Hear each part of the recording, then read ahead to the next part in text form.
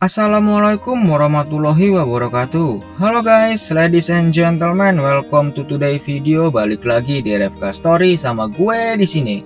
Kali ini gue akan membahas film Dragonheart lagi. Film kali ini cerita sebelumnya dari dua film Dragonheart yang sebelumnya udah gue bahas. Dari film ini kita bisa tahu asal-usul Drago dan Sivert. Film ini rilis di tahun 2015 berjudul Dragonheart The Sorcerer's Curse. Film ini bercerita tentang ketika nyawa kesatria Geralt diselamatkan oleh Drago si naga. Ikatan antara mereka semakin dekat. Bersama-sama mereka harus menghentikan kutukan dan tirani dari seorang penyihir yang sangat jahat demi melindungi 9 butir telur naga. Yuk, tanpa berlama-lama lagi, tanpa basa-basi lagi, tanpa bertele-tele lagi, kita mulai filmnya. Let's go!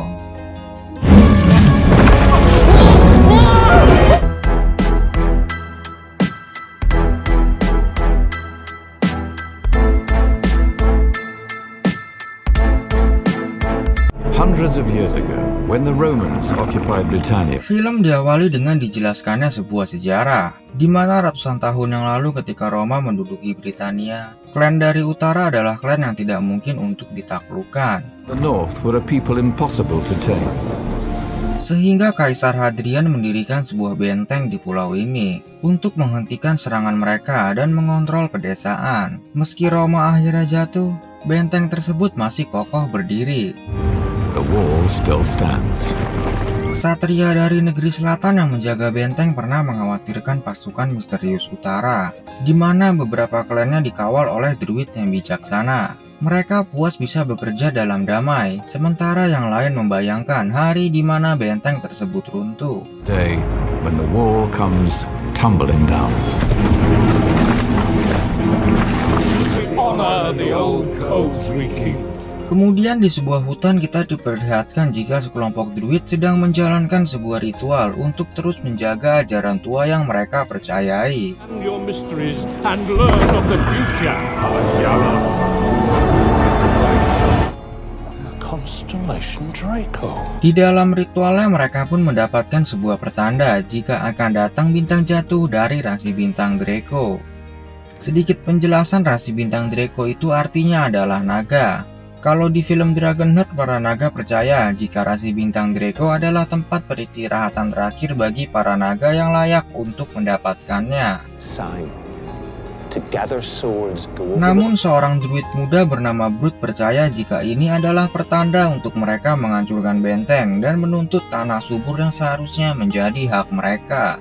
Claim the wealthy lands that are rightfully ours. Sometimes you must leave well enough. Tapi salah satu pemimpin di sana tidak sepakat dengan dirinya. Kemudian terjadilah sebuah pertikaian, di mana Brut telah merencanakan sebuah rencana busuk untuk memicu semua klan berperang dan membunuh semua druid yang ada di sana. Spur the clans to war.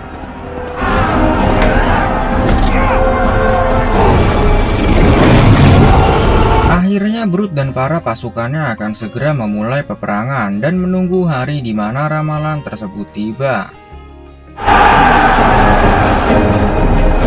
Namun terlihat jika ada seorang anak yang berhasil selamat dari kejadian tersebut dan film pun dimulai.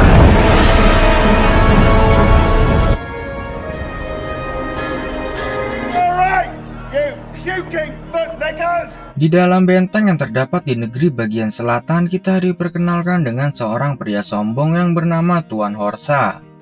Terlihat jika sedang diadakan sebuah ujian untuk pengangkatan gelar para pengawal yang akan menjadi seorang kesatria dan demi mendapatkan sebuah pedang perak. Kemudian kita diperkenalkan dengan seorang pria tangguh bernama Geralt.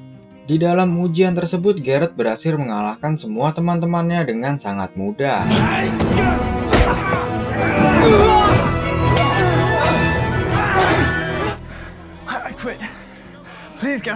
Setelah ujian tersebut selesai, mereka semua mulai menghampiri para rakyat miskin untuk dimintai uang keamanan. Good, well, a few coins from a poor man do you? Coins. Your respects to Sir Horsa. What? No. Kemudian Geralt sampai di rumah seorang pria tua pengrajin tanah liat. Pria tersebut berkata kepada Gareth jika ia tidak mempunyai uang sama sekali untuk diberikan kepada dirinya. Haven't sold enough to give you a cut. You know the routine. Feed's dried up. Karena merasa iba, Gareth pun membiarkan pria tersebut tidak membayar uang keamanannya. Just showing him who's in charge.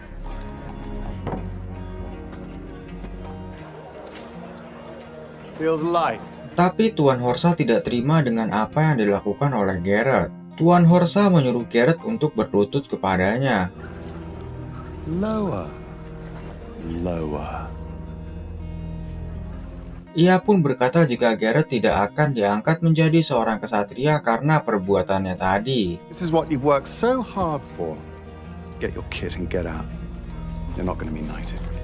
Gareth pun terus memohon kepada Tuan Horsa karena ia sangat ingin menjadi seorang kesatria. Tuan Horsa pun berkata Gareth harus membayar semua hutangnya jika ia ingin menjadi bagian dari mereka. Bring it to me. Then you can have your sword. You can be one of us. Singkat waktu di malam hari di tengah hujan deras, Gareth yang luntang-lantung pun ditolong oleh pria tua pengrajin tanah liat tadi. My roof leaks, but not this much. Come on. Ia segera dirawat dan diberikan makan oleh pria tua itu dan istrinya.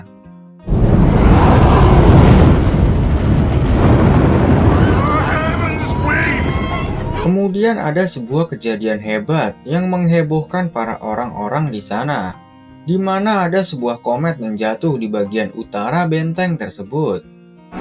What sorcery is this? Maybe an opportunity. Pria tua itu pun berkata kepada Gareth jika ini adalah sebuah pertanda atau sebuah kesempatan untuk Gareth. Karena ia percaya jika ada sebuah batu yang jatuh dari langit, maka di dalam batu itu terdapat banyak sekali emas di dalamnya, dan ia pun segera menyiapkan semua peralatan tambangnya.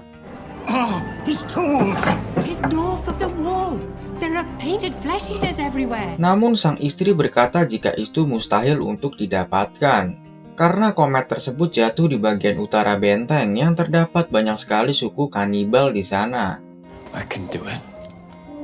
Namun Gareth berkata jika ia bisa melakukannya. Lalu Gareth pun segera pergi dari sana agar ia bisa secepatnya mendapatkan emas tersebut untuk membayar semua hutangnya kepada Tuan Horsa.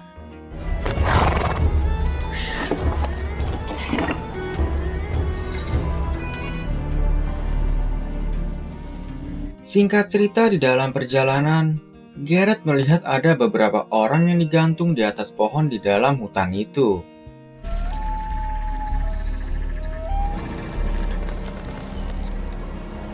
Hal itu pun membuat Gareth ngeri-ngeri sedap, tapi tidak melemahkan keinginannya untuk segera menemukan emas di dalam bintang jatuh tersebut.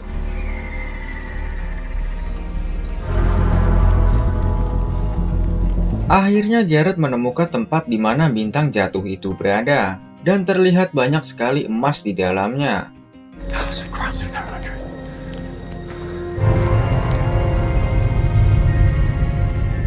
Namun saat Gareth ingin menghancurkan bintang jatuh itu, apa yang terjadi?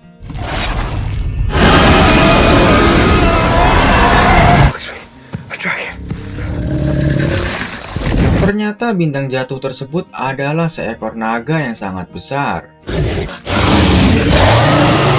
Lalu datanglah sekelompok orang yang langsung diserang oleh naga tersebut.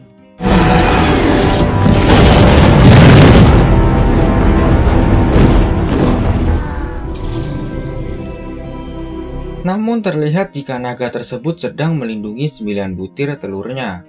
Kemudian Gareth yang lengah malah terkena tembakan anak panah yang membuat ia sampai terluka sangat parah.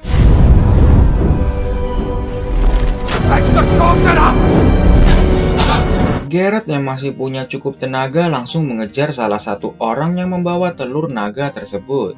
Tapi sang naga langsung menyerang orang itu dan membuat telurnya terlempar ke udara. Dengan sangat epik, Gareth pun langsung menyelamatkan telur itu dengan sisa kekuatannya.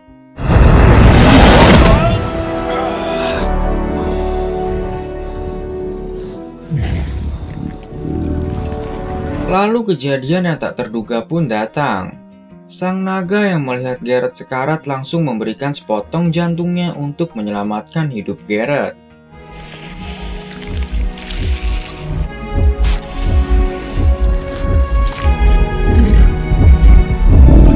Kemudian datanglah Brute dan para pasukannya. Terlihat jika Brute dapat mengusir naga itu dengan kekuatan sihirnya.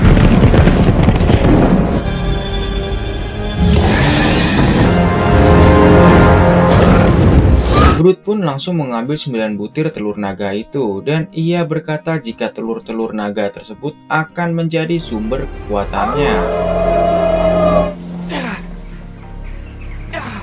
Namun di sisi lain terlihat jika Garrett diselamatkan oleh seorang pemuda. Yang tak lain pemuda tersebut adalah pemuda yang berhasil selamat di awal cerita. Ternyata pemuda tersebut adalah seorang druid muda yang masih dalam tahap belajar, dan ia bernama Lorne.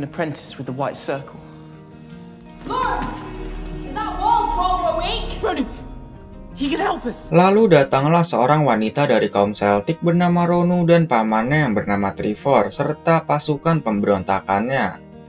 Lorne berkata kepada mereka jika Garrett bisa membantu mereka dengan mengajak naga untuk berperang bersama mereka. We only want to live in peace. Yield a string that I will shoot back at Brood in the name of the dead. This one is for my mother.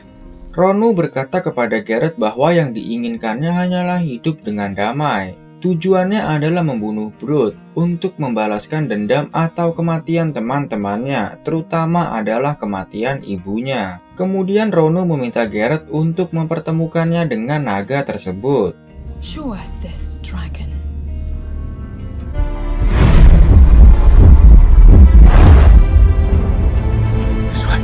Sikat waktu, Garrett mencoba mencari keberadaan naga itu dengan merasakan ikatan yang tertanam di tubuhnya.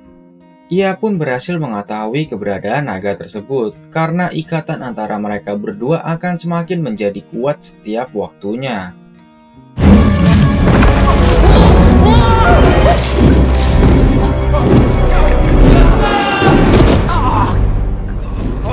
Naga itu pun datang dan langsung membawa Garrett bersamanya. Kemudian Garrett mencoba berbicara dengan naga itu dan memperkenalkan dirinya. Me, Garrett.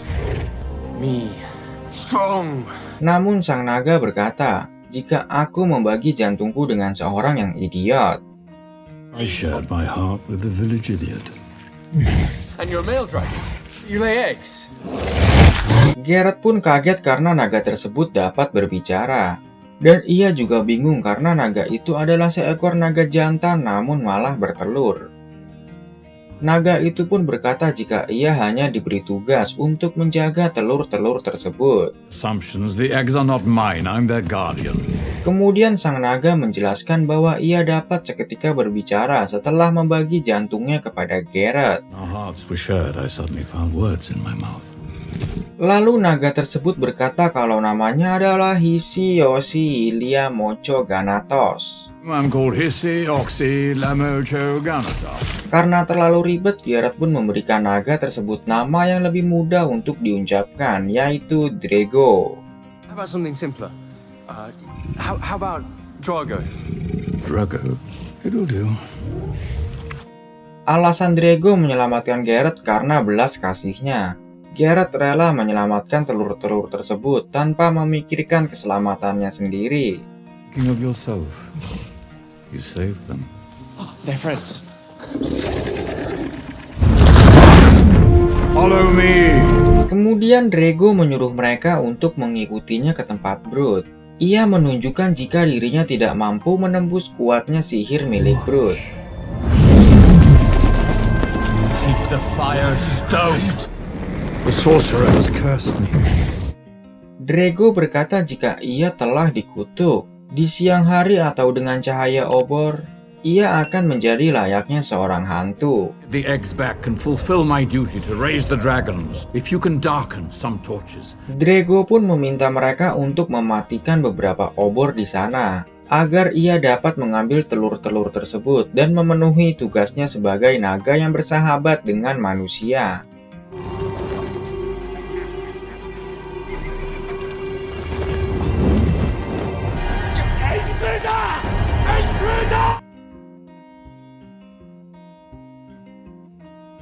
Terima kasih buat kalian semua yang udah meluangkan waktu untuk menonton video ini. Mohon maaf yang sebesar-besarnya apabila ada salah dan kurang dalam penyampaian. Jika kalian suka konten ini, jangan lupa like, comment, share, and subscribe supaya nggak ketinggalan video-video selanjutnya yang pastinya nggak akan kalah menarik dari RFK Story. Semoga kalian semua selalu sehat, panjang umur, dan banyak rezeki. Akhir kata gue ucapkan, Waalaikumsalam warahmatullahi wabarakatuh.